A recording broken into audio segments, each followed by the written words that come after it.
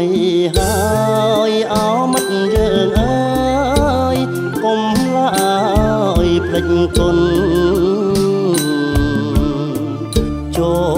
លឆ្នាំថ្មីហើយអោមិត្តយើងអើយកុំឡើយភ្លេចគុណព្រះផ្ដល់ជីពជនគុណសានធ្ងន់អង្នន់អង្ណាំង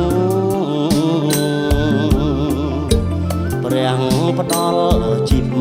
ជនគុណសានធ្ងន់អង្នន់អង្ណាំង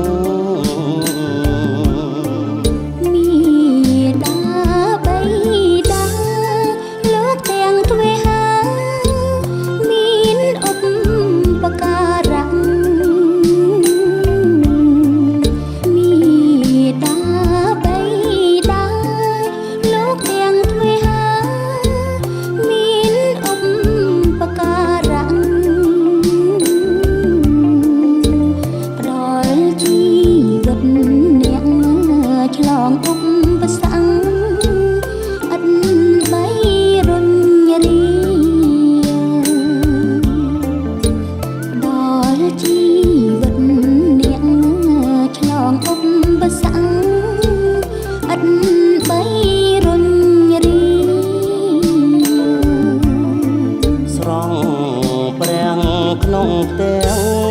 រួចរូតរាំងស្រង់ព្រះក្នុងវិហារស្រង់ព្រះក្នុងផ្ទាំងរួចរូតរាំងស្រង់ព្រះក្នុងវិហាររីគ្រឿងភោជនី